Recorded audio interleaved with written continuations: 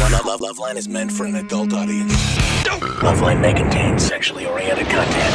Listener discretion advised. Now, here's LoveLine. 1-800-LOVE-191. With Dr. Drew and Adam Carolla. What? Are you insane?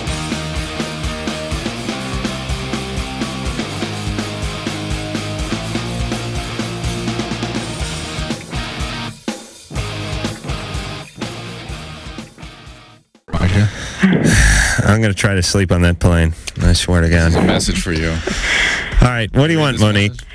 Well, I've got big problems. I'm really into honesty. I want to make that really clear. However, I've been very dishonest. I was in a marriage for 7 years, and I faked an orgasm for the full 7 years. Have you ever had an orgasm? I have had an orgasm, but only through masturbation. Okay. I'm not able to have an orgasm just through intercourse. Okay. Which is fairly normal, as you know, if you listen to the show. Really? Well, that's good to know. I've actually been divorced now for a year, and I decided any new relationship I was going to get myself into, I would be completely honest because I really felt badly in what I did in my marriage. Unfortunately, that didn't work out, and I've been faking an orgasm now with my new relationship. It's been going on for 3 months. And why do you have to please men that much? So much that you can't control yourself even. I'm sorry? Why do you have to please men so much? So much so that you can't even contain this one very specific area. You know what was funny? Hold on a second. When we did Roseanne a couple of weeks ago, Roseanne said, "What about guys faking it?" Oh, yeah. And we both sort of like paused and looked at her, and we started chuckling. And she argued said, about it. "I mean it. What about guys faking it? This goes on all the time." I think that's Andy Rooney I'm telling you. This goes on all the time. And I said, I was like, Drew and I were both kind of, yes, this happens all the time. Guys faking it. And we were like... And she went somewhere like, you want to be so masculine and stuff, as though that was important to a man's masculinity. And you went, wait a minute, something comes out. No, that doesn't matter. Yeah, I said, well, how does, I mean, the guy, there's a physical manifestation of his orgasm. How, well, no, they can fake it. Yeah. And Drew and I just kept going, what the F are you? Sure, they fake it. They do it all the time. Went on to the next topic. That was and we're like, it's the beauty of those talk shows, isn't it? Yeah, Stuff really. just goes out. It just goes out into thin air. Yeah, so I still never got to the bottom of how Roseanne figures out a guy can fake it. But anyway, I guess when you're in or something and maybe got a condom on or something. Well, let me go ahead and answer your question, if I may. Yes, ma'am. The reason why I fake it is because it is so exciting for me to see them so excited. That is part of my excitement. I understand that. That is where I get all of my excitement. All right. Well, then, if there's something in it for you, then why do you feel so badly about it? Because I do feel unsatisfied after. Do you have any kids? I have, yes, a 3-year-old. All right. Did you used to tell them about the? Did you wait up for Santa Claus or the Easter Bunny or bring the Tooth Fairy by? You're still telling that. Yeah, you don't feel badly, do you? No. They enjoy it. Makes them happy. You do it for them. It makes them happy. They sleep like babies. Yes. Well, all right. Unfortunately, I'm feeling like I do want to be honest in this area because I have changed. I finally realized I need to feel satisfied in this very important situation. Let me ask the original question again. Why do you need to please men so much? Why is that so exciting? Why is that such an issue for you? Yeah, that's a great question. I suppose it's because I never pleased my stepfather, who was my father. Okay, and how old was your dad when he left? Actually, he passed away when I was 1. And was your stepdad a very demanding... A monster. Horrible. Okay, all right. So there's where it's all at, right, Monique? That's the whole deal. Is having power over that stepdad, and this is a way you empower yourself with men. You don't even get to the point where you actually are involved in the relationship. It's funny. The guy who was married to her for 7 years is probably talking to his buddies. How great! Why'd you and Monique break up? I don't know, man. I was giving it to her every night. She was loving every second of it. She told me, she had like 4 orgasms before I got my underpants down. Yeah, listen, believe me, a guy will believe in an orgasm like a woman will believe her ass looks tight or her hair looks good. More. Maybe even more. Yeah. Right. But I mean, there's certain core issues to each gender. Yeah. For women, it's more about hair and which dress or which slacks makes them look slender. But you throw out a compliment and they will suck it up like a Hoover. Mm-hmm. And they will believe what they want to believe. And you fake an orgasm, guys are going to believe it. It's a crowning compliment. Now, there's a handful of guys who aren't going to believe it real or fake, but that's their own issue, right. And that's not really based on you faking it or so not. what Monique needs to do is calm down in her relationship, not worry about being honest, because that's more that same energy, right? Yeah. I'm going to show you made me lie all this time, and I'm going to be honest with you now. Hey, you never made me have an orgasm. No. Calm down. Have the relationship. Don't fake. Start focusing on what your needs are in that moment. And if you can't do it, that's what therapy's all about. That's what it's for. Well, listen, if your stepdad's a monster and your real dad died when you were 1, and Lord knows from doing this show, Monster. Yeah. Yeah. I mean, it really could have been Frankenstein who was living at the house with him. But listen, she still deserves an opportunity to see if she can do it. I mean, if she can do it, great. Some people can make change. Listen. Well, here's how about this hypothesis? She's intentionally not doing it with guys so that she can fake it and then assert that control. That's right. And then hostility. That's right. Oh, really? When she actually gets, what could happen when she actually calms down, it's going to be overwhelming and unpleasant. She'll reject the guy, or she'll be with a guy who can't really manage her real feelings because he doesn't match up with those previous needs. So All right. Let's start the show officially. Adam Carolla, Dr. Drew over there, board-certified physician, addiction medicine specialist. Phone number, 1-800-LOVE-191. Now, a little bit later on this week, Stuart Copeland and Andy Summers. You know, there's a band called The Police that were out for a while. Made a little splash. And I think it was like late 70s, early 80s. They had a hit or two. But those guys will be in here to talk all about it. Goo Goo Dolls, most likely this week. Leah Andrioni, our old friend, will be in here. Next week, Fastball. Who's that? Everlast? Yeah. Cracker. We haven't seen those guys in a long Afghan time. Wigs. Yeah. I haven't seen Cracker in a long time. You've never, the Afghan Wigs been up here since you've been here? Nope. The Afghan Wigs, I took a tour of the White House with. Right. And I was going to say where I was, but then I realized, there's people can pretty much figure out where the White House is. Yeah, pretty much. So I don't know about our listeners, but the point is that's the only time I ever saw those guys. At least the ones in that town can figure it out. Right. All right. You ready to keep going? Please. Chad? Yeah. You're 23. Yeah, that's right. What's going on? I've been trying to get a hold of you guys for a couple months now. Here we are. When I was in the delivery room with my girlfriend, we were having our child. The doctor, as soon as he delivered the baby, he started pulling on the umbilical cord, just pulling on it. To try to get the placenta to come out. Yeah, is that normal to tug on it the way he was? I mean, he was really pulling. Yes, you wrap what you normally do is wrap it around the clamp. Number 2 pencil. And start yanking. Oh, right, that's what he did. What he rolled clamp? it up in the hemostat. Yeah, he rolled up the clamp. He started pulling, and when it broke, I mean, his hands hit his chest like somebody was mad at him and pushed him. That happens. You don't want that placenta out. You can bleed to death without that. He did a manual abstraction. Yeah. He went forth with a manual abstraction, and my daughter's only 33 seconds old, and he went on ahead and went up in there and grabbed what he thought was most of the placenta, or if not all of it, and got it out. Good. And so on and so forth. And then I'd rather work on a fishing barge. I got to say, I got no stomach for this. I can't even fish because they put the hook through the thing's eye and everything, and I want to vomit.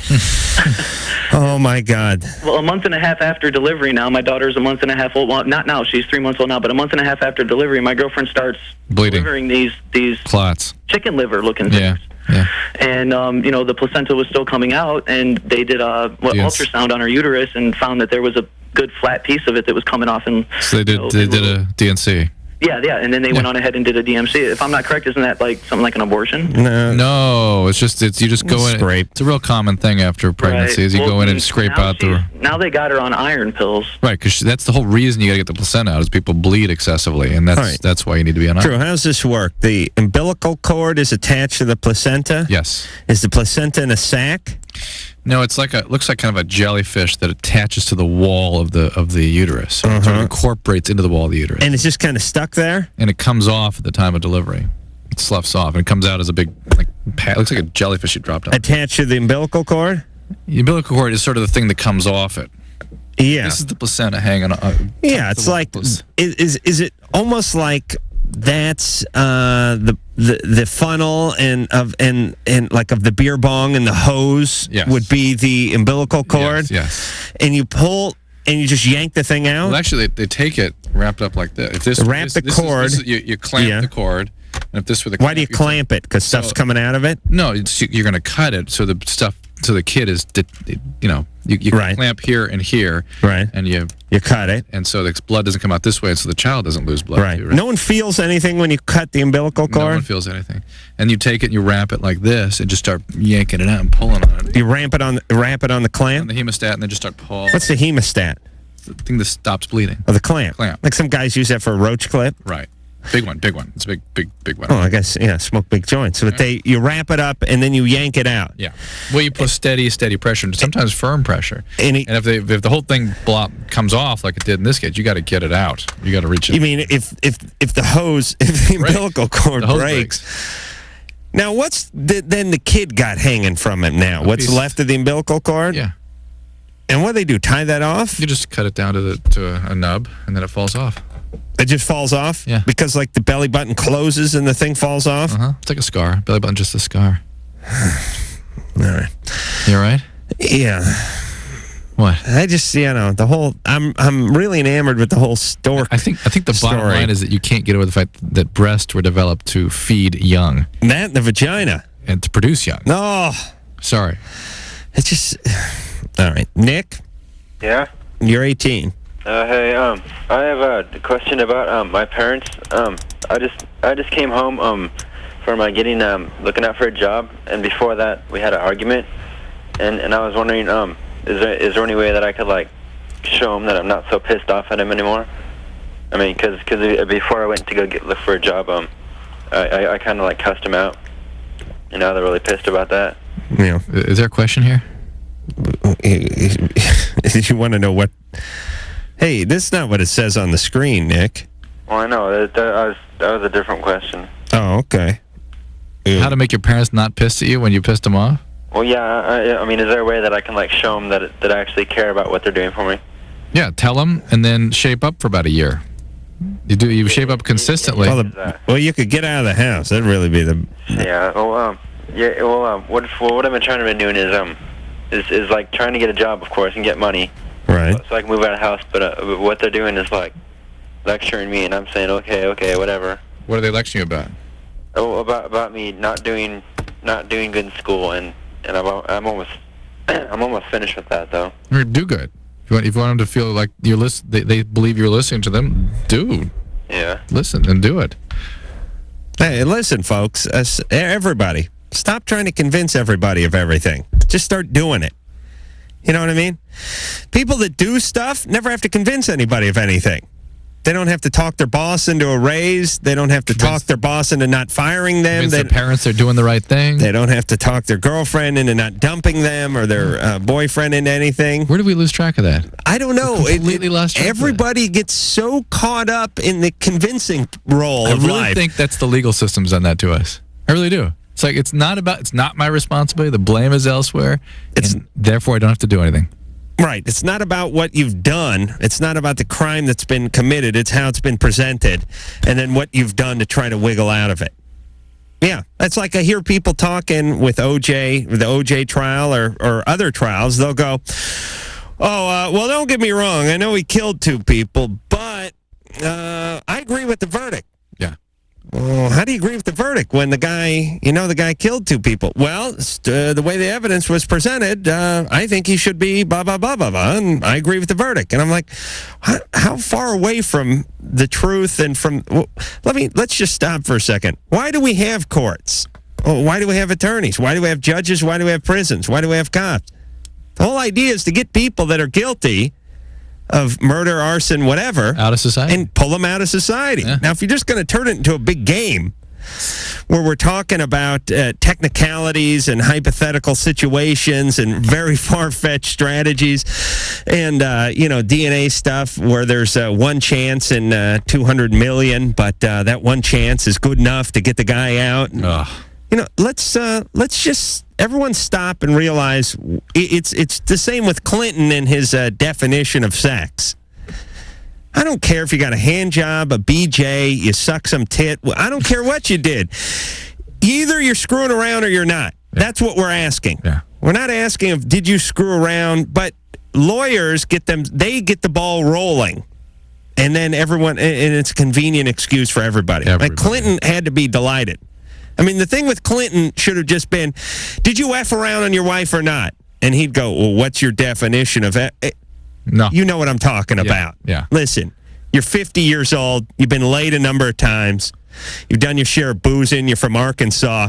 You know what effing around is. Now, did you do it or not? That's all it is. You don't have to define she performed it on me or I did it to her or she asked me first or it was her idea or I didn't enjoy it or there was no orgasm. You either F around or you don't. Absolutely. You either kill somebody or you don't. Yes. You either burn down an apartment building or you don't. That's it. We got to get back to that. Everyone stop backpedaling. Start acting right. Vanessa. Yeah. Except for me. 15. Adam's guilty of nothing. I got a whole bag of excuses. Hi. Hey. In the beginning of the summer, me and my friend, we started smoking pot and stuff like that. And, at the end of the summer, we finally got caught. And now her parents don't want anything, let her have anything to do with me. So should I, tell her parents, I'm sorry or something? Why did you take the fall for this? I don't know, because she was, perfect, she never did anything wrong, and she was, really into church. But that wasn't, that's what they thought, What's your perception of her? She does bad things. Did you guys just... Who started the pot thing? Was that you or her? We both did it together. We both had tried it before, but we just started doing it. Are you still doing it now that you're away from her? No, I stopped doing it, but she's still doing it. See, there you go. All right. And her parents don't know that though. And I got in really big trouble because her parents came to my aunt's house and told my aunt and everything. Are you living with your aunt? Yeah. Have you talked to your aunt about this? Yeah, she got really mad. Now I live with my grandma. But you're under control right now. Your behaviors are settling down a little bit. Yeah. Here's the big problem with getting caught smoking pot when you're young. You're stoned when it's happening, usually. No, I was sober. Oh, okay, good, because that's extra bummer factor there when you're stoned and someone's dad. That is just bummerific. You're stoned. You're 15, and someone's dad is standing in the garage door. The greatest is when you get caught where you actually have the smoke in your mouth. And you're you're seeing how long you can nod your head and give short syllable answers before you actually have to exhale and spit this thing into the room. All right, Vanessa. Yeah. Do you guys see each other at school or anything like that? No, I moved to Fresno now. All right. She still lives in LA. So what's your question? So should I tell her parents I'm sorry, and it wasn't me. I didn't make I think it just. I still want to talk to her, on the phone and stuff. She's my best friend. But Vanessa, I think it's reasonable for you to appeal to the parents, maybe by letter. Let them know that you accept responsibility, that you're working on things and not doing any of that any longer, or really never intended to, or just whatever your reason is for having done what you did, and you're not doing it any longer, and how much their daughter means to you. Write them a letter and see what happens. You're far enough away right now that it's hard to know how much of a relationship you guys are going to have. It's over. But it's not a bad thing that you guys are apart, really. I'm sorry. But they're going to find out what their daughter's all about eventually, and that's not your responsibility to notify them. I was always the kid that the other folks blamed. Do you know what I'm talking about? Yeah. Well, why not? Yeah, why not? And my folks, they never got into that. Oh, they were never, they just weren't involved, really. So they wouldn't even know my friends' names or really, they wouldn't know who did what or, they're too far removed from it. But I had a few friends that smoked their fair share of weed, and I'd go smoke with them once in a while or whatever, and their folks would catch us, and they'd turn on me. I'll tell you what. I think that's a lot of denial. Absolutely. Hey, it's your son's bong. It's reasonable to split up relationships when they're going that was out of high school. But the parents must make their child accountable 100%. Yeah. Even though breaking up the relationship has nothing to do with who's responsible. Mm-hmm. It's just that's part of creating the structure around getting things back under control again. Let me give a quick disclaimer to all the young heshers listening to the show. I never smoked weed until about a year after high school. I think I tried it once or twice, but I was too much into the sports and the ceramics to get sidetracked. Then later on, when the carpet cleaning years came in, that's the weed came I had to get on. I had to do something to forget. Missy. Yes. Plus, I was working with a guy named Everlasting who didn't have a license. He was from New York. He'd drive the van about 90 and hand me a joint. Here's a guy, no license, doing about 90 on surface streets and smoking a joint. So I wonder he's in prison for life now. Missy? Yes. You're 21. What's going on? I have a question for Dr. Drew. Yeah. I have a problem with relationships. I want to be in a relationship, and every time I meet guys, and I've met a couple of them, and they've been really nice guys. They do everything right. They treat me really good. And as soon as they start to get close to me, I back off. And I don't understand why I do. Has it always been this way? It's always been like that. You've never had a close relationship? Not really. Mm-hmm. Where's Daddy? Well, let's go to break. Let's just go. All right. You're not going to bet on me because my parents are together. They sound sort of sane. No, I don't want to bet. I just figured Dad or Mom must have dumped on you. No, they're both together. And No, I'm not getting that. You're not going to that? No, it's more subtle than that. That's why I need a little time here. See, but to me, as somebody who gets into somebody and then starts backing off when they get interested in them, just doesn't want to be intimate. Doesn't like intimacy. Let's find out more about the context. What do you got to pee? No, what kind of guy? You got any change? I need a granola bar. Yeah. Okay. Space Ghost. Greetings, Adam. Love is the universal language. And seeing as I'm not from your universe, I need your help. Will my relationship with Meryl suffer because of our differing gravitational backgrounds? No. Although I don't believe your refractory period is quite as long in the absence of gravity. Refractory period. I believe even superheroes have refractory periods, don't they? What's a refractory period? I'll show you later. LoveLine with Adam Carolla and Dr. Drew. The phone number's 1-800-LOVE-191. We'll be right back. WEBN.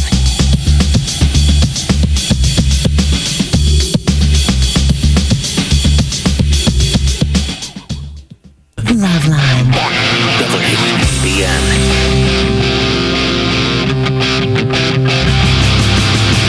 This is Pamela Lee, and you're listening to LoveLine with Adam Carolla and Dr. Drew. Yes, you is. I watched a little of that show last night. I think I've seen some every Saturday night. VIP.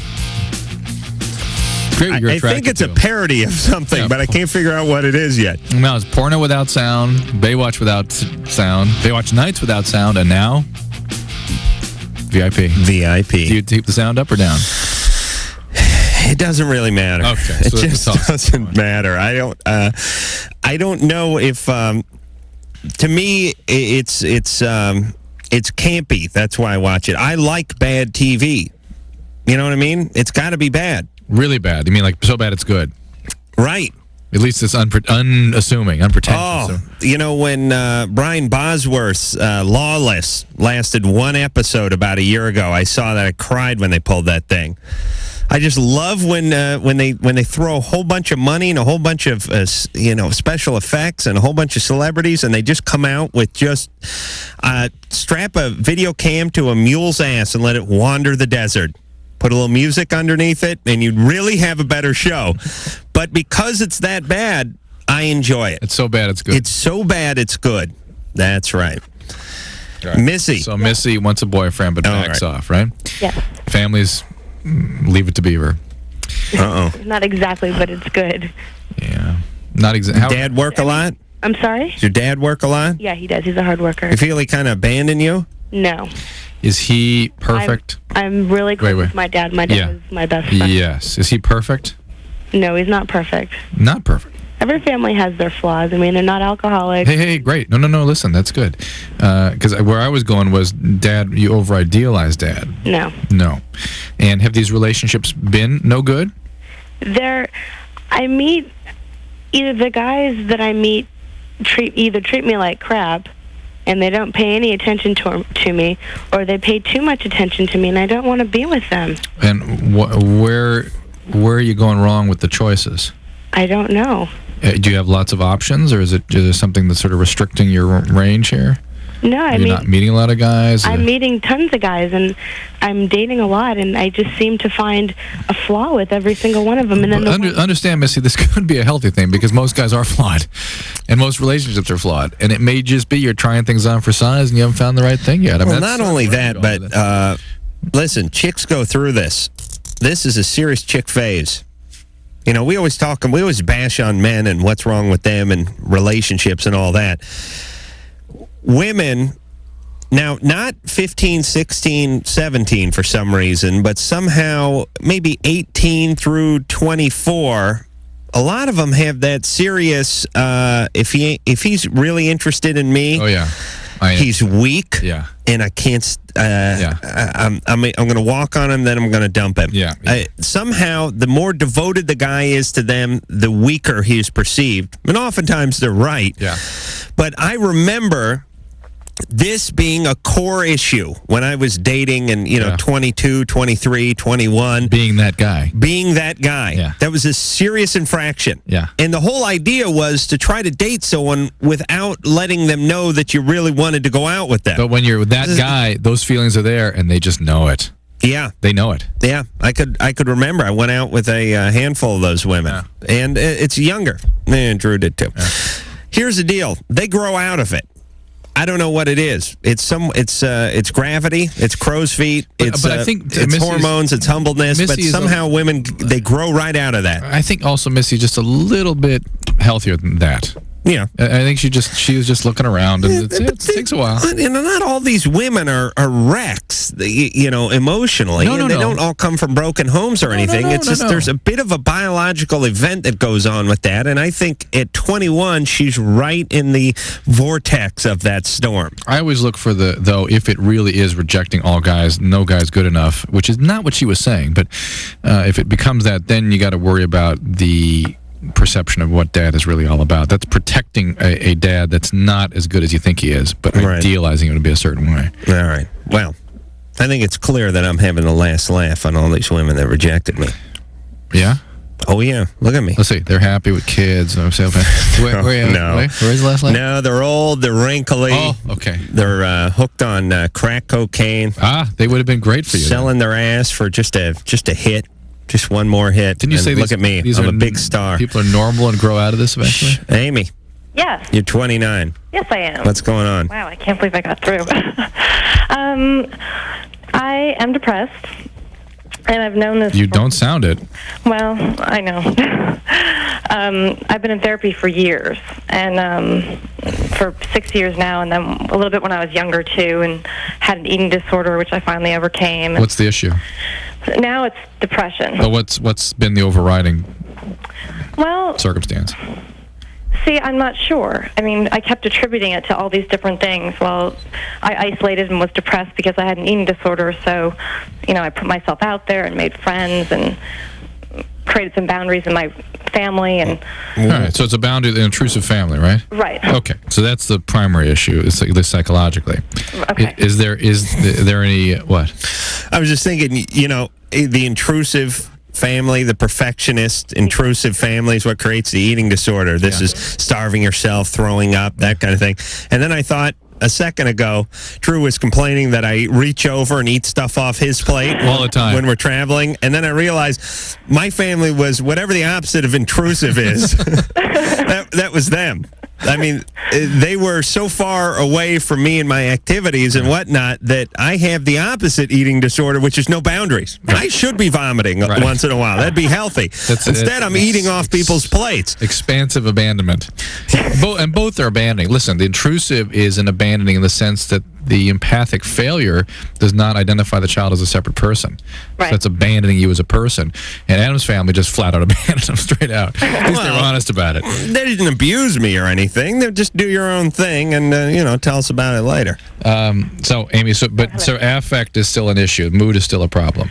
Well, even though you're dealing with some of the psychological issues. All right. Yeah, I mean, and the thing is that I've done all these things. I wasn't happy with my career, and I wasn't happy with listen, mood is not all psychologically based. In fact, people would argue that it's predominantly biologically based. Exactly. And so I was on Zoloft years ago, and I had the sexual side effect, right, which really was a major drag. And so I went off of it, and I was fine. Just no sex drive? Is that what happened? No sex drive, and then I could not have an orgasm at all. Right.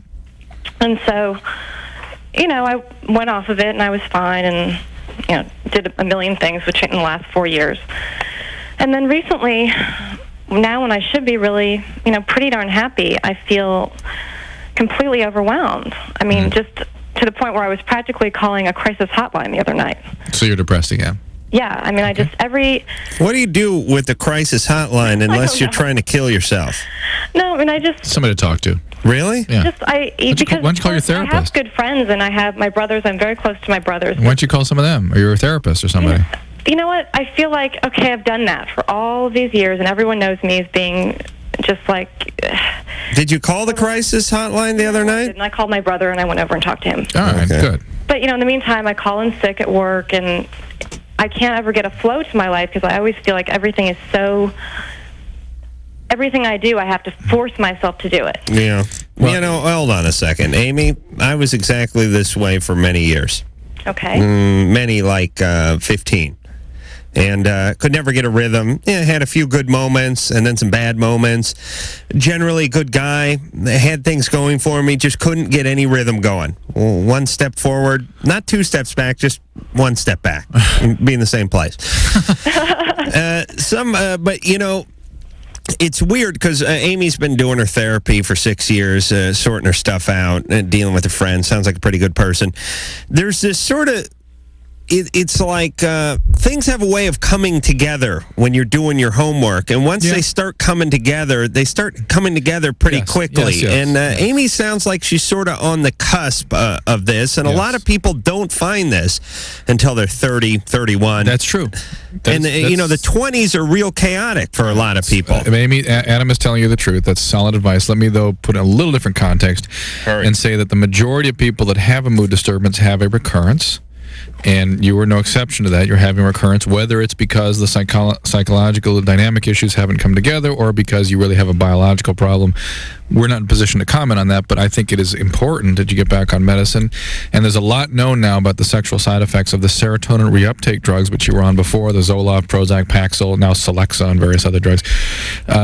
One in that class called Cerazone does not have that side effect, and we now know that the addition of a medication called Wellbutrin to the other ones, Zoloft, Paxil, Prozac, will help prevent or reverse the sexual dysfunction from those medicines.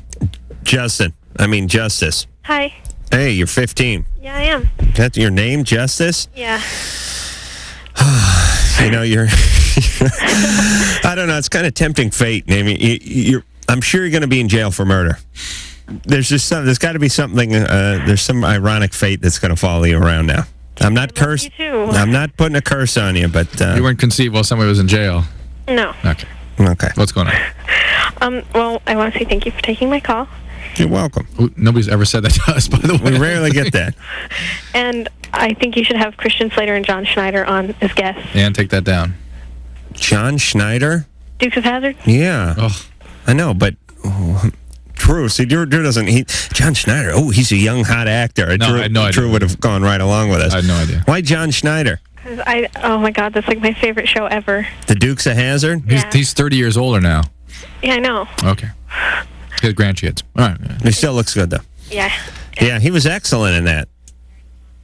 I love him. I don't know if he's still married to Tawny Schneider. Or Tawny... What was Tawny's... No, Tawny Little. Yeah. Oh, no. No, I think that was over about 15 years ago. The marriage lasted, just as long as her maiden name suggested. Tawny Little was not her maiden name. Oh, wasn't she? Was married before that? A neurosurgeon, Dr. Little. Ooh. Well, Drew gets the inside dirt. Yeah, she was like a Pasadena Rose Queen or something like that, so I'm sure Drew was hip. Drew probably had a couple dates with her. You did, didn't you, bastard? No, I did not. All right. But you masturbated to her once in high school? All right. Justice. Yeah. You know what I like on the Dukes of Hazzard? I like when they replace them by their two cousins. Oh, like I hate it. It happens all the time in TV. It happened in Chips. It happens all the time. But in what universe does your cousin, take your place? Yeah. I got a cousin named Greg. Greg is a husky guy who looks nothing like me with straight hair. He's probably 5'9", goes about 225, and he manages a coffee shop up north, like in Humboldt or something. Greg could not come over and do my job. It wouldn't be like something happened to Adam, Drew. Here's his cousin, Greg. He looks exactly like him. All righty. Let's just pick up where we left off. Justice, what's your question? Well, I want to request Tim the Russian Rapper, too. Oh, really? I love it. We did that recently, didn't you? Yeah. Love it. You know what? Tomorrow night, maybe. Okay. Okay, tomorrow night. And I have another one, too, besides the ones on screen, is my friend's a compulsive liar. Where can I get her help? Her parents. Okay. Okay. I mean, you're lying is a common symptom of all sorts of different disorders, but the place to start is with the behaviors and see if people in the home can get more connected with what's going on with that person. Why do you hang out with her? I mean, to me, that is the cornerstone of a relationship. Thank you. You lie, that's it. You know what I mean? If your buddies lie to you, that's it. They're not your buddies. Yeah, I had a psychiatrist once say to me that the one thing that projected a terrible prognosis is when patients just lied to the doctor. There's just nothing you can do about lying. I mean, people can't be honest when they come to you for help. Nothing you can do. Yeah. And by the way, if you're going to lie to me. I never know it. I don't question anything. And part of it's because I'm not listening. But I mean, I'll believe anything. I absolutely will. Me too. Say something good about me, I believe it. Say something bad, I believe it. Yeah. Say something you did, you banged Yoko Ono on Mount Everest, I believe it. Yeah, I'll believe it. Whatever you say, I believe. Because when you don't lie, you don't expect other people to lie. Right. And so you just take everything at face value. That's right.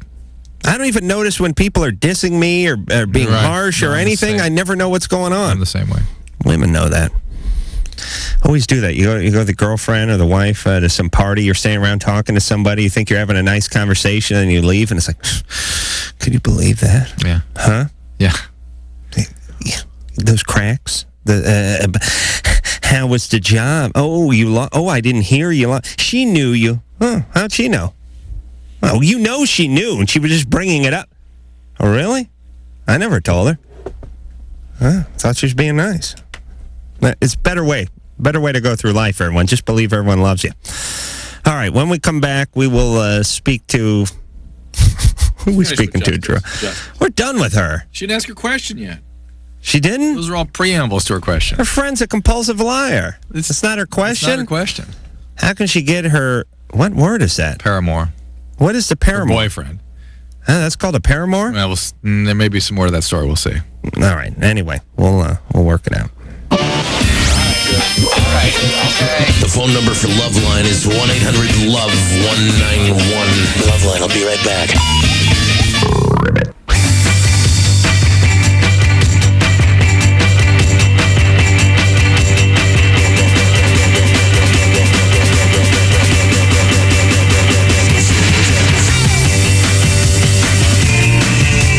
I'm waiting for Drew.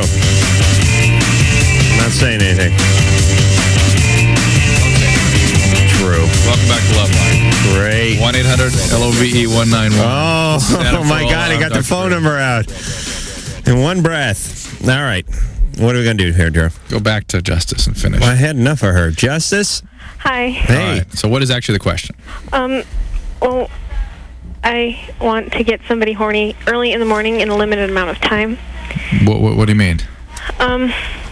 Like, we have about 20 minutes. You're 15. Yeah. Who do you have 20 minutes with first thing in the morning? A close friend of mine. Guy drives the bus. She's the first one on. Do you live with your second house is 20 minutes away. Do you live with your parents? Yeah. I'm totally confused. Help us. Hold on. Justice. Yes. Who's that? Alanis Morissette in the background? Lisa Loeb. All right. Is she Lisa in the room, or is that actually a stereo? It's a CD. All right. Turn it down. F Massa. Christ's sake. I like that Lisa Loeb. She's little. I love her. I like those little chicks. Hey. Yay! Who's she with? I was so distracted by Lisa Loeb. She's with somebody in the morning quickly and wants to have sex with him, but he's not into it. Why are you only with him? No, he's into it. It's just he's not fully awake. Oh, Justice. Stop talking in code. Tell us. Listen, what's going on? Or I'm hanging up on you. That's it. We get to school. We got about 20 minutes. And At school you do this? yeah, Where? in band room, Why do you have 20 minutes in the band room? just before school starts. Why don't you do this? How old is he? Same age. Oh, he's teaching. 15. Why don't you guys have a relationship outside of the schoolroom? I don't know. That's just. Let me try to. I'm gonna guess. I'm gonna guess the instrument he plays. He's not in band. You know what? I was thinking to myself. It was funny. I thought I was gonna go through the instruments, and I was thinking in my head, tuba, no, oboe, no effing way. And I started thinking about all the instruments, and I thought, Guitar. I don't know what instrument this guy would play. And then, yeah, I would have like settled on guitar, but I was thinking, It's fiddle. most of the guys plays the he plays the wash tub. Like in the Bear Jamboree at Disneyland. He's not in the band. All right. How long have you been going out with him? I'm not. Oh, you're not? No. All right. What's wrong with you? Nothing's wrong with me, and I have a feeling you're going to ask, so I'll just tell you. I'm 5'3", 95 pounds, 34C, 2432. And what happened to you growing up? Something's up with it. Something's up with Justice. Yeah, what's up with you, Justice? Where are your folks? They're here, both married, first marriage, still together. There's more. Tell us more. Never been raped or molested. I'm intrusive. You're intrusive or they're intrusive? They are. Do you have an eating disorder? Yeah. Okay. Very common for kids with eating disorder to be hypersexual, particularly bulimic. It's all part of the characterologic phenomenon that people see with this kind of problem. Not good for you, Justice. It's not about getting this guy going early in the morning. It's about getting your eating disorder treated and getting some more meaningful relationships going. And by the way, do you think you're going to get an answer from us? Let's do some fantasy answers. It makes me feel better somehow to scroll through that once in a while. I don't know why. People like this. We've had a few people tell us we enjoy the Drew fantasy answer segment, but it somehow makes me feel better because these are the questions that people ask, and I want to somehow give a fantasy answer, even though I can't. Hey, Mike. A little music? Listen. Who, you Bowser over there? What'd he do? He was just staring at his bicep and opening, and I think yawning. Are you that bored that you just have to examine parts of your body? Yes. You know, the thing that's funny about our show is Ann and Mike, and not Sherry so much because she's got to screen the calls, but man, do they got to find something to do for this 2 hours. Sometimes it's solitaire on the computer. Other times it's just chit-chat about what went on. Well, Ann at least I get the feeling Sunday nights are all right because there was that what'd you do over the weekend talk that you can kill 45 minutes with. But by the time we roll around to Wednesday, the conversation's dried up. Ann's got to go to the computer. No, she got the Maybelline catalog and stuff. Yeah, that's funny. What? Depending on what time of the... What part of the month we're in. I mean, that thing doesn't come every day. Well, Victoria's Secret comes. All right. I put more time into the show than anybody here. That's true. That's not saying call you anything. guys all every hour on the hour during the day. You're threatening Drew like that's a put down or something. Drew's proud of the You're fact. at home masturbating when I call you. Drew, no, it's right after. Oh. Drew is, believe me, he is thrilled that he can squeeze an hour and 45 minutes work into a 2-hour gig. Oh, yeah. Oh, believe me. That he can show up a minute after the show starts and leave 5 minutes before it ends and actually nap during an extended commercial. All right, let's play a little fantasy answer with Drew.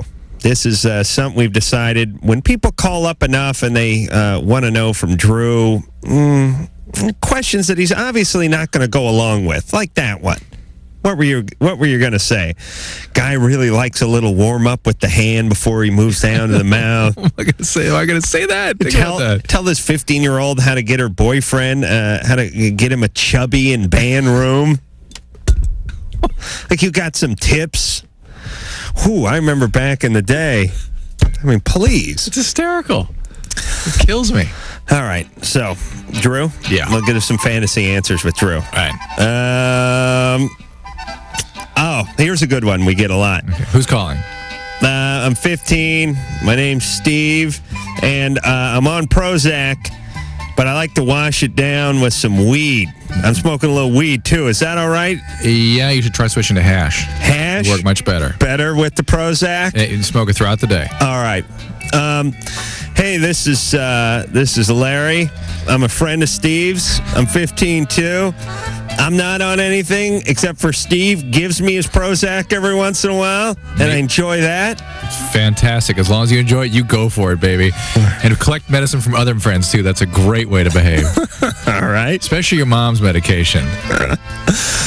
Hey, my name's Sarah, and I'm 19, and I have 3 kids.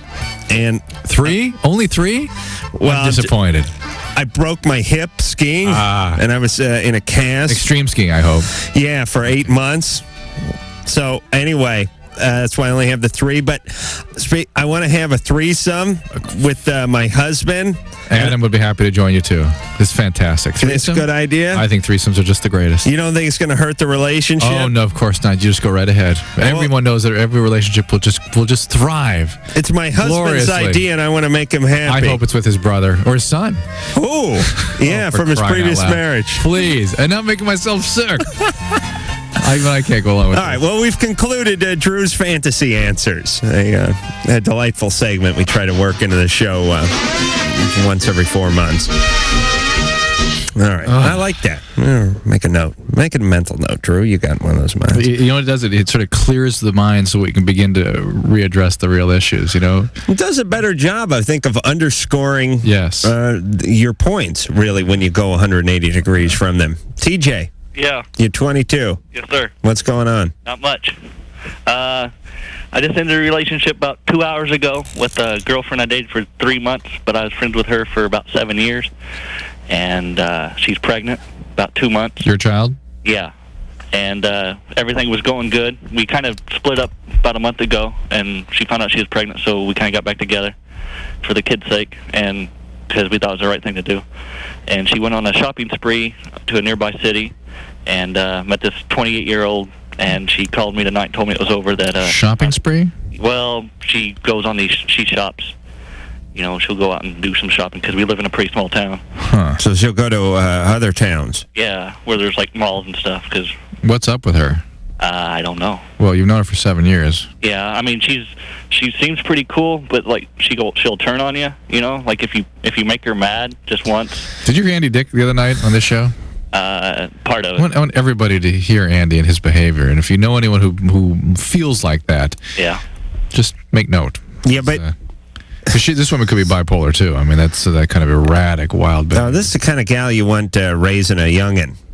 She's going to be a fabulous influence. Stable. Shopping sprees and mood swings. And while she's out shopping, find another guy. Find another guy? Well, she didn't say what she was shopping for. Could have seen him in the window, Drew. Hey, TJ. Yes, sir. We got to stop. Yeah, we're running a little late for break, but here's what we're going to do when we come back. We'll just finish up with TJ, but I have some questions for TJ. He's seen her for 7 years. Yeah. He must know some history. There's something going on. Oh, yeah. Oh, everybody, stop acting out, especially on Sundays. We'll be back. LoveLine with Dr. Drew and Adam Carolla. We'll be right back. WEBN. Radio that keeps you up at night. It's LoveLine, only on WEBN.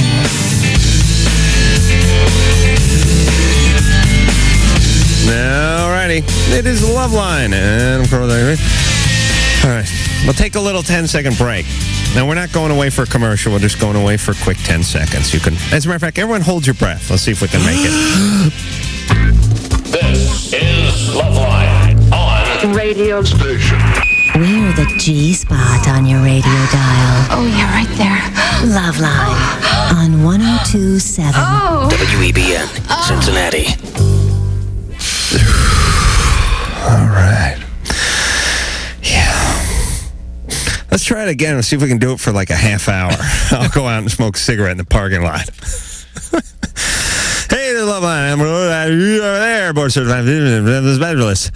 Phone number 1-800-LOVE-191. And finish with TJ. Yeah. Yeah. So pregnant girlfriend, known for 7 years. Didn't you know she was a little batty for the 6.5 years you knew her before you got together with her, TJ? Not really. She seemed all right and pretty cool when back in high school. And then we forget the term "pretty cool" because that does not mean anything. Okay. Was she a little bit wild? Not in high school, no. But then we graduated, and she went off to another town for college in the same state, a little JUCO, and she got engaged. Called it off like after about a month. Then she got engaged. JUCO? Well, that's a big. I thought that was a big yarmulke manufacturer. And then got engaged to another guy. Yeah, then got engaged to another guy and dated him was engaged to him for maybe about a year, and called it off. For reasons I'm not aware of. Then she started dating this other guy in another town. Yeah. She was 21 and he was 18, I believe. Mm-hmm. And she called it off and came back, and she saw me at a local department store. And do you know anything about her? She does her best work shopping, this one. Department store. Do you know what's causing her to act up like this? Her mother's pretty much the same way. Her mother will be real nice to you until you screw one of the two over, or just do something that they do not approve of, and then they'll just badmouth you. Where's Pops? He's in another town about 10 miles away. He's a pretty wealthy banker, actually. Yeah, but he got out of there. Yeah, when she's adopted, but I don't know if that has anything to do with it. But you never know. All right, so what do you want from us? Well, he's got a kid now. He's got to look after. She's pregnant. Yeah, she's pregnant. She's going to have the kid? Well, she's not supposed to be able to have kids anyway. So she was when we were talking about getting back together, and after we got back together. She was talking about keeping it because she's not supposed to be able to get pregnant. Why is she not supposed to be able to get pregnant? Her cervix is too small or something. That's what the doctors were telling her. Her cervix can't carry the child? Yeah. And she has ovarian, not cancer, but something's wrong with her ovaries. Well, obviously she's able to get pregnant. Yeah. Quite easily. And whether or not she can carry the child is a separate issue, but that will be borne out in this pregnancy, whether or not that's possible. Yeah. I don't know about quite easily, because with her track record, it sounds like she may have been pregnant a few times had it not been for this. Well, you never know. How do they know? By the way, you don't know the cervix is incompetent unless you've been pregnant. Oh, really? Yeah. So, anyway, he... well, then I was right. Yeah. What can you say? I mean, he needs to convince her to... I think get an abortion. Well, adoption. I mean, that's really... Good. Keep the chain alive. She wants to do what's right for the child. I mean... I wonder if there's a higher percentage of people who were adopted who give their kids up for adoption. My experience has been most people who are adopted react to it by becoming militant parents. I'm never going to, I'm going to just raise my kid. It's my biology. Look, it's my kid. I can ruin him. Yeah. That's my motto. Tina. Yes. You're 30, what is she? 34? I can't see the screen. Yeah, what's going on? Tina? Is she there, guys? That's kind of weird. Put her on hold again. Oop, that's that. You know what I like? I like in movies when the person hangs up, or in sitcoms when they hang up on them, and they go, honey, now, I'm sorry I missed the engagement party, but hello? And then they go, click, click, click, click, hello? Click, click, hello? You always know when someone hangs up on you, especially when they're pissed and it's a woman. Now, this is not the greatest example of it because you don't hear the click, click because there's something having to do with the phone lines. But when you're at home, don't you always know it, Drew? Yep. Anyone hung up on you recently? Oh, yeah. Oh, they have? Not recently, no. Patience? Who hangs up on you? I'll kick their ass. It's funny, but there's like a stage in your life where you get hung up on a lot. You hang up on your friends, they hang up on you. Then there's the ones where you call and hang up before you even say anything. It's like that that aspect of dating. How the hell are kids getting by with this star 69 now? 3/4 of my social life between the age of 13 and 19 consisted of calling girls up and chickening out and hanging up, or calling girls up and having a guy pick up and hanging up, or getting a phone message and hanging up. With this star 69 and all Not this just other. How about the phone identification? Oh, thing? forget it. I don't know how people exist. Where's your social life? Well, they got pornography now. You see the balance? Do you see how technology and God balances everything out? It's like I had to sit around and call people and hang up, but now they just sit home and watch porn on the VCR, the laser disc that they have in their bedroom. Actually, I wouldn't have needed a phone if I had one of those. Kenny? Yes. You're 16. What's going on? Yeah, well, when I was 12, my dad sexually abused me. And, I've had plenty of chances to have sex, but I guess it's not that I'm scared. I'm more ashamed of myself because of what happened. Yeah. When I was 12. Right. And I'm 16 now, and I'm wondering... Why 12? I mean, nothing happened before 12? No, I was physically abused before I was 12 by my dad. And then he sexually abused you? Yes. Where do you live now? I live in Palmdale, California with my mother. Where's your dad? He's in Alaska, in Anchorage. Did you report this to anybody? No, but my mom, when I moved with her, she tried to take me to therapy, but I went and talked to the counselor. Why don't you get back to that? I mean, if you want to get Who's that, Lisa Loeb back there? No, that's Marilyn Manson. Manage that. Swore it was that Loeb chick again. We had her on a previous call. I know, I heard. Oh, please. Mike, that crap hurts my ears. Okay. Listen, all you idiots that, Marilyn Manson really speaks to you? He doesn't speak to me. Oh, good. Music. I don't Be careful. Like him. I don't like him personally. I like his music, but it doesn't I can't think of the word It doesn't move you though. No, it doesn't move me. All right, that's good. But Kenny, the deal is you had an opportunity for therapy. You've had some major stuff happen to you growing up that it has to affect your relationships. And if you're really serious about wanting to be able to function better in those relationships, make better choices, be more gratified, get back into that therapist's office and start talking. I mean, that's really the reason you won't talk is, of course, you don't trust anybody, and until you're able to learn to trust. And what would your, when you try to imagine some of the atrocities in life, and this being one of the biggest ones I could imagine, you end up tacking it on to your already developed personality. You say, well, what if you're Drew, you're 40, and your dad molested you? But it doesn't work that way. You look through the eyes of someone who had this done to you, and that's your reality, and that's life. Right. That's right. You know what I mean? Oh yeah. You try to retroactively stick it on to your personality portfolio or something, but imagine that's it. That's your reality. You got the crap beat out of you for a while, and then down came the pants at 12 years old, and it was your dad. I mean, how do you? What's your reality? You know what I mean? What do you do at that point? It's interesting. I saw a guy today. My kids are out fooling around. We saw another guy with his kids, and immediately Susan, my wife, goes, I don't like this guy. I just immediately she picked up that something's wrong with the guy, and we saw him yelling at his kids, and stop crying or I'm gonna drop you in the water, and not in any sense of and completely detached emotionally. The point is, this little 6-year-old was just clinging to him and daddy, no, and just clinging. You could see her wanting to love this monster. And the only way she could make him into something that she could use as an object for love was to ignore the reality, internalize that, and project something else onto him. So she becomes the bad person, and he is still this good object that she can get love from. And that's what people do with these horrible monsters. Yeah, I was watching a thing tonight on John Lennon and, Chapman, the guy shot him and stuff, and he came from a violent... Imagine that. Yeah, imagine that. Oh, true, wait a minute, there's a little John Lennon reference with the imagine there, but... the guy's dad smacked him around. He watched his dad smack his mom around, and, he got himself a gun.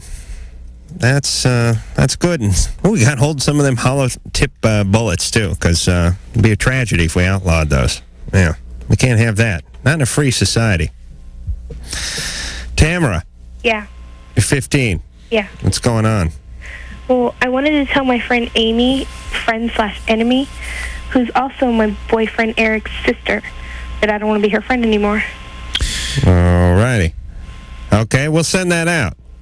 Do you want us to play a song or something too? No. Oh, please, Mike. Seriously, I'm gonna sue the radio station. I want to know how I can tell her without creating a big hassle. Well, why don't you just stop hanging out with her? I have, but she calls me like every day. Let me explain something to all youngins who are listening. If you truly don't want to hang out with someone and your only motive is to get away from them and not have a relationship with them, it's very easily done. I spend my whole life doing this. There are tons and tons of people who I know who I will not start a relationship up with. And I know they wouldn't mind doing a little hanging out, and I know they wouldn't mind going and doing a little this and a little that. And I'm sure many a person has done it to me. You just never start it. But once it's started, it's easy to work out of. You just have to be sincere, but you can't send a message. You just start curtailing it.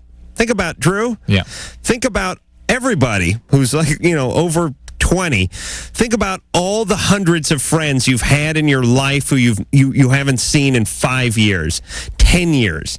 The people you saw every day, the people you shared intimate secrets with, the people you even had grandiose plans about. We're going to go to Hawaii, and we're going to open our own catamaran rental place right on the beach, buddy. Woo! High five. Nothing but chicks getting paid to tan on the beach. Never happened. And you never talk to them again, and you don't even think about them anymore. Right. How did that go? I mean, how is it that you got there? They don't live next door anymore. They moved. Yeah. That's what happened. But you know what? You stop returning someone's call, they stop calling you. And that's right. Remember, that's about it. No contact is how you deal with that. If you start aggressively confronting this person, unless they are being extremely threatening to you, you're only just creating another aspect of the relationship. No relationship is what you're looking for, so have no relationship. Right. That's what I strive for. Melinda. Hello. You're 15. What's going on? Well, recently my friend died in a car crash. I'm having a kind of hard time dealing with the fact... How long ago? It happened Thursday, and I just found out. How close a friend? He used to be, really close to me. How long ago? A couple of years ago, and I haven't really talked to him other than at parties and since. How did he die? He fell asleep at the wheel. How old is he? Or was he? He was 18. He's a good bit older than you were, huh? Yeah. You were 12 when he was like 6 or 15? Yeah. He was mostly my sister's friend, but we were close. Okay, what can we do for you? I'm having a hard time dealing with the grief, and I don't really know. I've never had a friend who was really, as close to me as he was die. And I'm not quite sure how to deal with that. What's happening when you try to deal with it? Well... As you try to deal with it? Like, me and my sisters, because we all knew him, and we've, done things to kind of celebrate his life. Okay. And we've been trying to just move on with it and deal It's only been 4 days, right? Yeah, you don't have to get over anything in 4 days. Moving on after 4 days. I know in 15-year-old days, that's a extended 26 mix. years. Yeah, but... More just kind of dedicating moments to him. That's fine, but you measure recovery. Hold on a second. I don't want to be a pain in the ass here, but you had a lot of contact with him over the past couple of years. He wasn't your boyfriend or even, a real close friend, or not someone you've had much contact with in a few years. And you're talking about dedicating moments and things like that. Now, I understand it's a tragedy, but is it, is the fact that, I mean, is it that devastating, or is it... You got to remember what it means to a 15-year-old when another young person dies. 15-year-olds are in a phase where they really do not consider their mortality or have no connection with being mortal.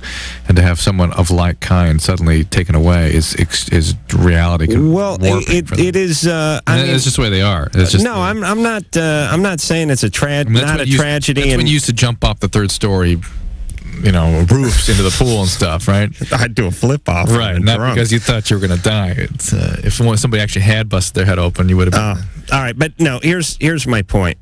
Just dedicating moments is... I just wonder if it's not striking something in you more than this. There's some other sorrow somewhere or something.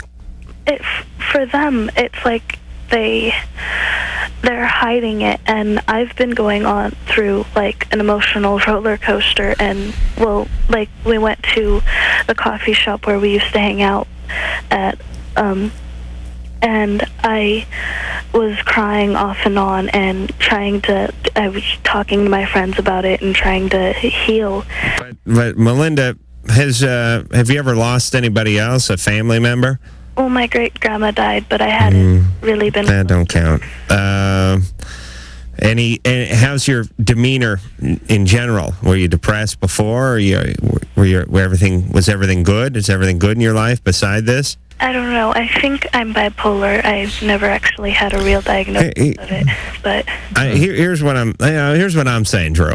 And I don't want to not grant anybody the right to mourn. No, I know. But she said she really wasn't that close with the guy over the last 2 years, which is a pretty good stretch at her age. I know, but and she's sad, but she's sort of going to the coffee shop and stuff like that. And it seems like there's something going on that's getting to. Certainly, if she thinks she's bipolar, she should be evaluated. Although it's a difficult diagnosis to make at that age. It is. Yeah, but know that at 15 is already sort of an abnormal state. Everybody. That's true. And so for them to overkill something like this would be sort of age appropriate. It really. Think about what kind of stuff. Think about back in the 70s too, when people would romanticize any tragedy. Well, they'd write a song immediately. And they'd have a campfire meeting about it. I could remember crying because Billy Joe jumped off the Tallahatchie Bridge. Right. That's right. I was like, that's right. Wait a minute, who's Billy Joe and where's the hell was it Tallahassee? Was it in Florida? I don't know. I thought it was Tallahatchie. Yeah. Well, anyway, they used to write lots of good songs about people that died too early. Now they just write songs that make you want to kill yourself, but they're not really about people who died. Hey, people, start writing. Here, let me give you a quick list of things you need to write songs about. People that died young. How chicks are like devils. That's always a good one. The gypsy woman. It's got the eyes like a cat, the witchy devil woman. Witchy woman, gypsy woman, devil woman. Start getting into all that crap again. That's what I like. Lots of scarves and loud jewelry. A lot of gypsy garb. And also about what it's like to take the band on the road. Town to town. And compare yourself to Outlaws from the Old West, too. That's good, too. Where you got the 6-string instead of the 6-shooter, and you're blowing through town. And, one more. Talk about meeting chicks, having sex with them, liking them, but you can't hang. Because you're rambling. You're on the road. You're moving around. That's who you are. Hey, I love you, baby. I have good times, and next time I'm back in town, I'll see you. But you know what? I'm the rambling man. He's rambling. Yeah, that's good. All right. Those are the 5 or 6 subjects we need to get back to. If anybody thinks that the 90s is an unhealthy time, it's all because of the 60s and 70s. Whatever's happening now, that's where the real pathology was. All right, let's just find out what Tim wants, and we'll go to break. Can a woman go through menopause still even after hysterectomy? That's a good one. No, it's not. True, just give him a yes or no. Tim, ask the question. Okay, my girlfriend's mother had a hysterectomy about 15 years ago. And lately, say the past 2 years, she's really been moody. Just uncontrollably moody. So I was wondering if she's going through menopause, and if she is, can you have one even after you've had a hysterectomy? Well, menopause means your ovaries stop working. Okay. So if, as part of the hysterectomy, they did something called an oophorectomy, which is they remove the ovaries, then it's impossible because the ovaries were taken out 15 years ago, and that is menopause. Okay, then so she. And they would have put her on hormones then, and she's probably still on hormones now. No, so she's just being emotionally crazy right now then. She's depressed. Something's going on. Yeah, listen. I'm not. Most women get a little whacked out about 55. All right. You know what I'm talking about? No. They get a little wacky about 55. Do they? A lot of them. Yeah. And then they stay that way for calm down for about around 15 then. years, Yeah. and then they mellow out. Some of them that were wacky at 25 are coming around at 55. Well, that could be true. It's all relative. Yeah, I'm trying to think. Ask this one what my mom's up to. Vanessa? Yeah. You're 21, you have some interesting info on transsexuals? Yeah, actually, I have some friends that are transgendered, and there's a difference between transsexual and transgender. All right. Well, there is. I know what it is. We'll get to that. I'll also tell you that we're doing the TV show last week, and we got a call from a caller that we'd had earlier. Oh, with the grandfather.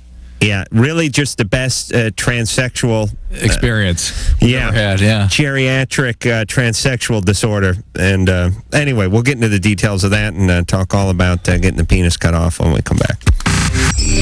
Call 1-800-LOVE-191 to broadcast your problems to the public. LoveLine will be right back. WEBN.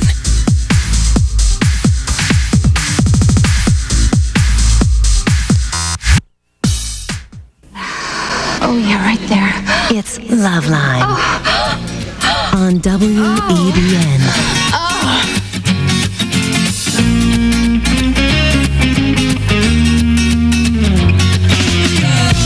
Hey, what the f*** is up? This is Mark from f***ing Blink-182, and you're listening to f***ing LoveLine with Adam Carolla and Dr. f***ing Drew.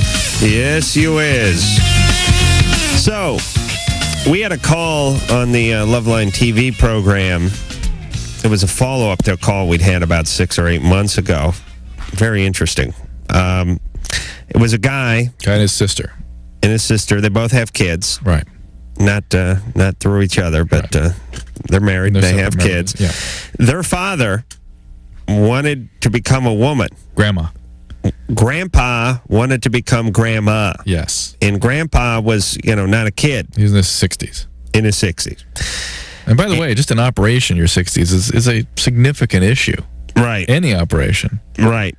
And they wanted to, the kids were 5, 6, 8 years old. Maybe one was 11 or something like that. They wanted to explain to the kids why Grandpa is now grandma. And why they have 2 grandmas.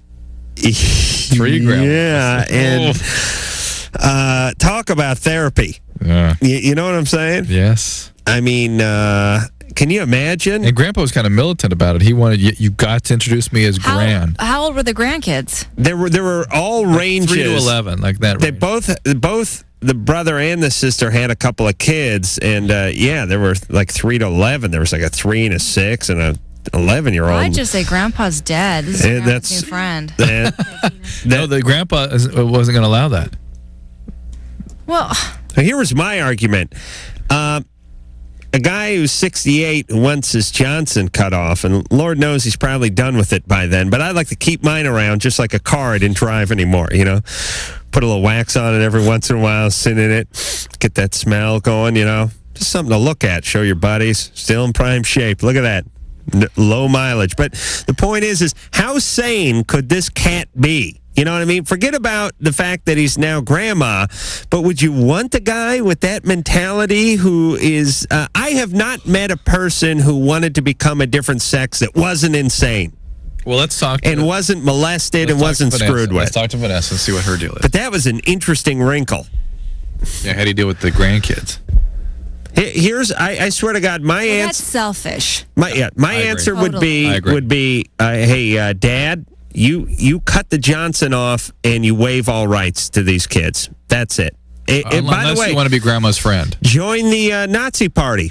Lose all rights. There's a whole list of things that you could do right now that would lose you the right to see these kids anymore. Yep. And cutting Johnson off, that's right near the top.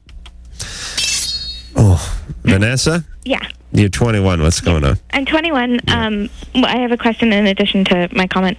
But basically, I mean, I know people that are completely sane, male and female, who are transgendered.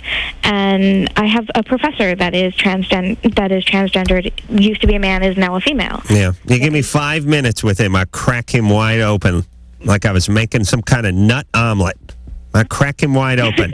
Believe me, I'd figure out what was up with this guy. But, I mean, there some are people... babysitter got hold of him, somebody yanked on him, somebody smacked him, somebody did something But to him. people do that to people all the time. It doesn't mean that they're going to become transgendered as a result of it. They usually do a real good job of it, and that's what gets the ones who cut the penis off. I mean, I guess I know people that have been severely abused, and well, not every. Listen, and thank God, by the way. You know what I mean? Not every kid who grew up in a violent house ends up being a killer. Well, I agree with you. I mean, but there are organizations out there designed to help people who are transgendered or transsexual, like Lyric in the Bay Area, and there's information over the web for people who want help. And in the Bay Area. Who would have guessed? Surprise, surprise. All right. So you have a professor that's, what's he teach? Cooking? No, math. Oh, math. Yeah, see, that's funny because you got a chick teaching math. And you're making a distinction. See, he had his math skills before he cut the penis off. I see. See what I'm saying? Yes, the XY issue. Right. That's good for multiplication. Vanessa, you're making a distinction between transsexual and transgender. Okay, there's a difference between yes. transsexual. Why don't you go ahead and define the difference? Right. Go ahead. And transgender implies a couple of things. One, that these are people who have not had the operation yet. Right. Transsexual implies that they have had the operation. Mm-hmm. You can be transgendered and living as a female or living as a male. But you don't really even have to be pre-op, do you? I mean, you could never want the operation, just be transgender. Yes. Right. So, I mean, what I'm saying is it doesn't necessarily mean you're going to get the operation. No. Mm-hmm. No. I mean, there are people that are transgendered that don't ever have the operation. Right. Well, first of all, it's expensive, and they prefer to pass as either sex. Right. But... and like I said, I say it every time, but they get a year of therapy, so people can give them the sane stamp on the papers so they can go ahead and get the penis lopped off. But it's not just men, though. I mean, it's mostly men. Women don't have to have any operations. I've seen them. They get a buzz cut, they put on some Dockers, and they just hit the lesbian bar. There are women who do get a sex change operation. Yeah, I know. It's not as great as men. I don't think it's anywhere near it. It actually is incredibly major surgery, and they take arteries out of your arm. I know, but what I'm saying is percentage-wise, it's a much lesser percentage of women who become men than it is men that become women. I don't know a statistic on that, so I don't. Now, we've never spoken to a woman who became a man or who wanted to become a man, but we've talked to many men who wanted to become women. It has to do with cutting the penis off. You know what I'm saying? Yeah. And you know, Vanessa, a significant percentage of the men that become women in order to have lesbian relations. Right, and I understand. No, listen. I do know people who have become who were formerly men to have gone into lesbian relationships. That's a common way that happens. Yeah, and I do know women who have become men to be with women. Listen, Drew, what if I said to a doctor, I feel like a thumbed person living in the body of a thumbless man, and these thumbs of mine are cursed. Can I get them cut off by a surgeon? Should you cut my thumbs off, or should you sit me down and really have a serious discussion with me about why I wanted my thumbs cut off and why I wanted to live like a thumbless person? Of my friends who are transgendered, all of them have had to go through some sort of counseling in order to get any sort of hormone or any sort of medication. I know, but what kind of counseling? I mean, we talk to them all the time, and we when we start talking to them, we find out that somebody got hold of them when they were young and screwed with them, and that's the basis of this obsession. You know what I'm saying? Yeah, no, I think that that's true for a percentage, but of the large. But the people that I know aren't in that category. Sure they are. You just haven't asked them the right questions. Believe me, you have to be nuts. You have to be nuts. You can't have one sane cell in you. It depends how you define Please. it depends how you define these things. What if somebody... Here's how I define them. Nuts and not nuts. This is nuts. That's it. I don't. Hey, I like these people. I want them to get therapy before they part with their penis. And believe me, they ain't any happier when they get rid of Johnson. Come on. No, I don't know. Are they magically happy because they cut their penis I've off? dealt with were not happy people. No, and it's not like they get the penis cut off and they become Christy Brinkley. Right. Or Victoria's Secret's on. Hold on. Phone rings in the surgery room. Victoria's Secret's on the other line. And once you start modeling, no, you don't get to go out with Hugh Grant, or maybe you do, actually. I just thought about that. You don't get all the hotshot Hollywood guys. You don't start a modeling career. You're now a really funky-looking chick who's a little weird, and all you can date is weird people. But you're going to be a But lesbian. you have the lesbians. Okay. Do what you got to do, everybody, but you ain't fooling me. You want the penis cut off? You're nuts. And all the king's horses and all the king's men and all the king's surgeons can't explain that. And by the way, the guys who perform these operations, well, let me say this. I don't want to incite anything, but all you religious nutballs who are out there bombing abortion clinics and things like this, think about dropping the suitcase off down at the other place. I don't give you any ideas, but you know what I'm saying? That seems like a more logical direction.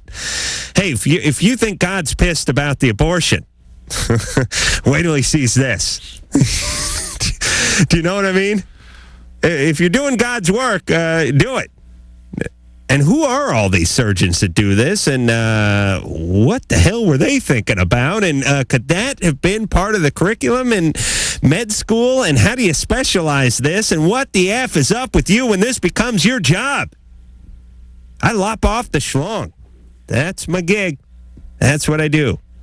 I take really severely deranged people and I make a fantasy come true for them surgically. Engineer Mike, put that on a card, please. They give me $15,000. They scrimp and save because God knows these people aren't captains of industry. I mean, they're working at the Video Hut, the Beta Barn, and they're scraping their money together. And here's what I do. I take that money because insurance won't pay for it. This is not something that Uncle Sam chips in on. And we're probably only a couple elections away from me paying for this operation, by the way, via my hard-earned tax dollars. But I take money that these poor bastards have been saving their whole life because their uncle got them in the cabana by the pool house a few too many times, and I cut their Johnson off. And I sew it, and I give them a few shots, and I put them on some hormones, and I give them a little implant. I shave their Adam's apple. This is what you're doing? First off, hope if any of you are Jewish, your parents are committing suicide right now. Good news and bad news. Bernie's a surgeon. Hold on, hear me out. Please. Listen, there's people in Bosnia who stepped on landmines who need reconstruction, and you're sitting here cutting the Johnsons off in San Francisco? Rethink it, everybody. For Christ's sake, can't you do anything for a buck? All right. We'll be back. LoveLine will be right back. LoveLine will be right back.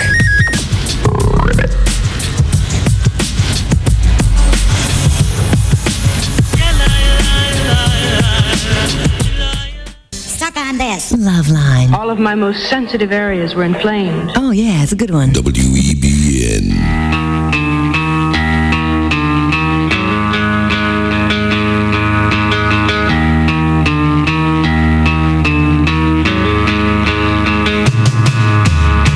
Hi, this is Andy Dick from News Radio, and you're listening to LoveLine with Dr. Drew and Adam Carolla. Now have the other Andy Dick announced.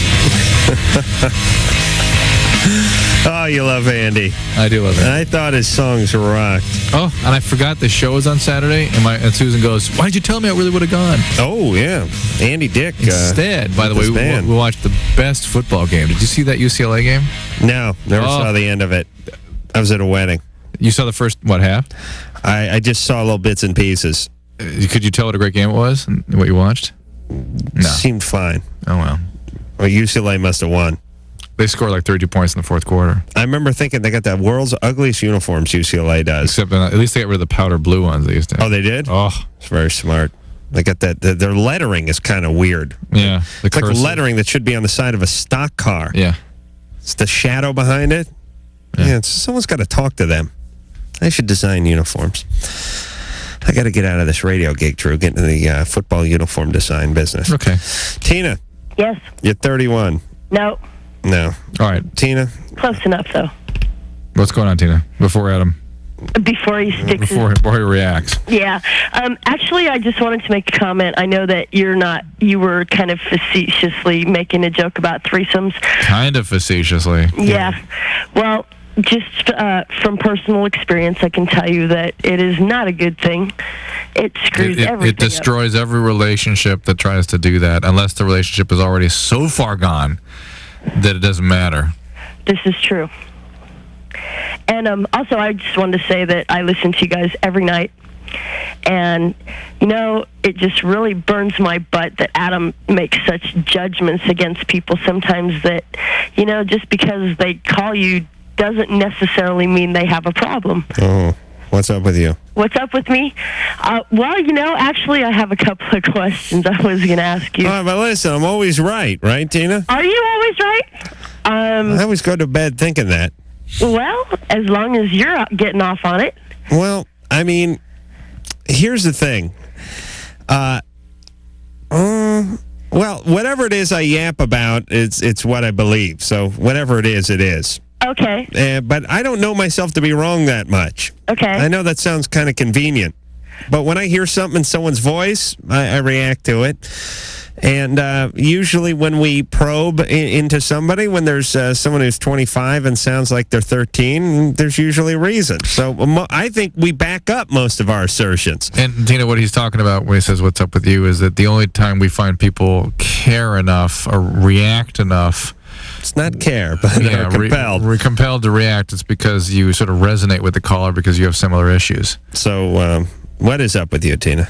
Well, I don't know. Actually, I've been married 3 times, and obviously that's not a very good ratio. So I figure, my strikes are done. But do you have do drugs or alcohol? Not occasionally, but not on a regular basis. Were you ever a regular user? A few years ago. So I'm picking up addiction here all the way. Oh, yeah. Yeah, I do too. And was your mom or dad alcoholic? No, actually. My parents were married for 29 years. Yeah. Who's the alcoholic in your family? Cousins. Nobody. Whose side is that on? My dad's side. What's your dad's ethnic background? Ethnic, white. Yeah. Where did his ancestors come from? Basically, they were... Cleveland? No, Idaho. Oh, Idaho. Yeah. Where did his ancestors come from? A little of everywhere. I have, I guess, Heinz 57, you could say. Okay. So, Tina, you have no idea what your nationality is? I have some German, some Irish, some Swedish, and a little bit of Cherokee. Okay. Well, everyone's got a little Cherokee in them. Okay. Well, yeah, but... There must be some Indian who, humped 3/4 of North America in, the 1850s, so everyone can claim, yeah, I'm in 1/10, that's what gives me my tenacity. Well, it turns out you have, that with about 25%, if you have 25% or more Indian, particularly some of the Plains and Central American, North American Indians, your tendency for addiction is profound. But Tina's not. She doesn't have that kind of percentage. Do you have kids? Yes, I do. All right. Look after them. That's all. I do. Create stability. You had 3 marriages, been in threesomes, you found out what chaos is all about. Had enough of it? More than. All right. All right, Tina. So, my question, though, for you, Adam, is that why is it that men always want a strong woman until they have her, and then once they have her, they do everything they can to change her? What do you mean by strong? Well, let me explain strong. Yeah. Strong ain't hard-headed. True. Don't convince, don't mix up strong and hard-headed or strong and headstrong or strong and pain in the ass. Well, listen, that's what you're telling the man, but what are you instructing Tina to do in terms of choosing a man who wants a strong woman? Know the difference between somebody who wants First off, men don't want a strong woman. But listen, here's what she's confused about. Right. Tina, men want an autonomous, self-sufficient person. That's right. But they want a secure woman. But when they say they like your strength, you're dealing with codependency. Okay. Okay, you're dealing with somebody who grew up with an alcoholic parent who's looking for a codependent. And here's what everybody confuses strength with. I don't take no ass from anybody. That ain't strength. That's not strength. That's just drunk or stupid. Defensiveness. Or defensive, narcissistic, or effed up. Yeah. Has nothing to do with strength. Yeah. Strength is conducting your life that way, but never saying it. Never having to say it. You don't need to, because everyone respects you so much that they would never dream of giving you any ass for anything. Or if they do, you don't get involved. Never talk to them again. Yeah. That's right. As we started the show with, don't convince everybody how strong you are. Just don't convince anybody of anything. Make that be Did your you life. say that tonight? I think it was a couple nights ago. I think that was tonight. It just felt like a couple nights ago. Jennifer, you're 22. Yeah, that's me. What's going on? Okay, I've been listening to you for 2 years, and I started dating my boyfriend 9 months ago. Mm-hmm. And I listen to the show every night, so when he's with me, he has to listen to it too. And, I don't know, it was the second or third or fourth show. Mm-hmm. He was listening to you, Adam, describing your experience with the hot tub and the jet Oh my God! and your butt. Oh my God! Yeah, it is a friend contagious. of mine did that. That's what Anybody contemplating that, stop immediately. I will not have anything to do with that behavior. True. What are the medical ramifications? His colon's gonna rupture. He's gonna rupture his colon. He's gonna be prolapsing. His rectum's gonna fall out his rear end. Good. It's gonna be a disaster. Good. I'm glad. Rectum's Yeah. It's gonna be a fall out disaster. You his can rear. prolapse rectum eventually. I'm glad you have these reasons because he's done it like 4 times Oh my God! at the most inopportune times. Well, wait a minute. He has put the jacuzzi jet in his ass? Actually, no, it was a garden hose. Oh my God! Yes, it was horrible. He did it during we had an Easter party here, and we were all out. Wait a minute. I'm no theologian, but isn't that when God ascended up to the heavens, or Jesus did? Or what did Easter? Was that Jesus' birthday? When the hell? That's Christmas. What happened on Easter?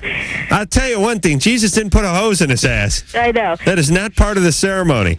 I know. My parents, my dad and my brother-in-law got a big old kick out of it because they're, I don't know. Really? That's sick. All right, Yes, hold on a that's why. second. Okay. Hold on. Your boyfriend put the hose in his ass. Yeah. Filled himself up with water. And then climbed up on the roof. On the roof? And said, "Hey, everybody, look at me." Oh, my God. And This let guy it must... walk. And how far did that water shoot? I don't know, maybe 5 feet. 5 feet? Yeah, it wasn't that much. It just kind of like hit the roof and rolled down. A little disappointing. Thank God they had the gutters cleaned. They better clean them again. Clean the gutters with a toilet brush this time. All right, move it along. No kidding. So, and he's done it other times. Yeah. But, Jennifer, seriously, how drunk was this guy to do this at an Easter party? He wasn't.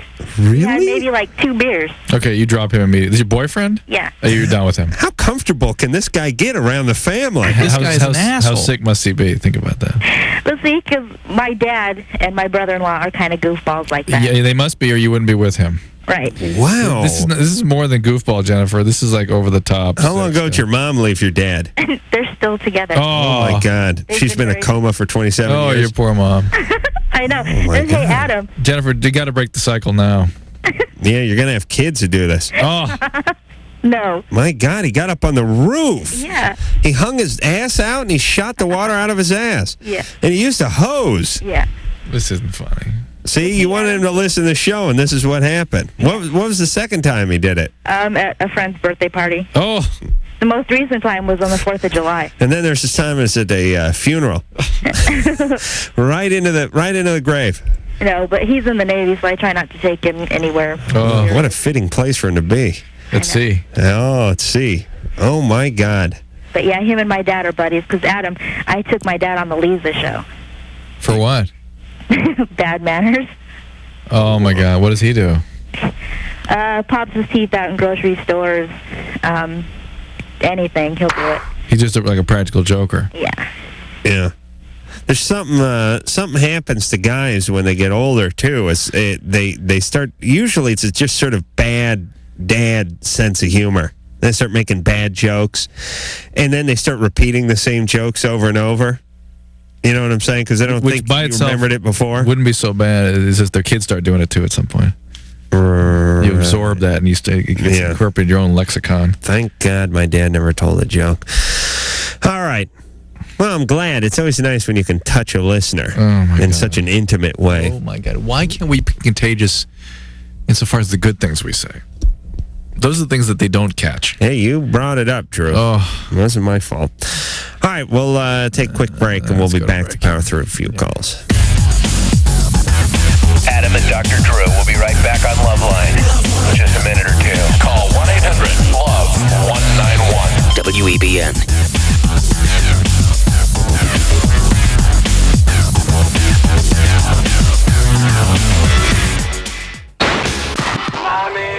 This has been LoveLine. The views expressed on LoveLine are not necessarily those of the staff, the management, or the sponsors of this radio station. And are probably not the views of Westwood One Entertainment. LoveLine is produced by Ann Wilkins Ingle. Now, please listen to this station longer.